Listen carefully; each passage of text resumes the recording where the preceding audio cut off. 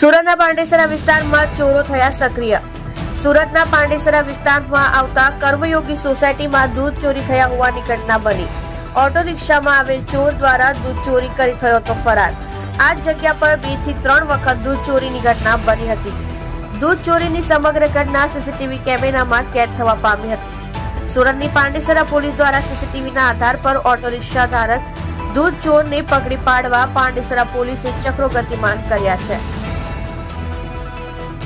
તમે જોઈ રહ્યા છો સત્યને સાથ આપનાર સત્ય સમ્રાટ ન્યૂઝ ચેનલ તંત્રી શ્રી નિલેશભાઈ પાટીલની સાથે।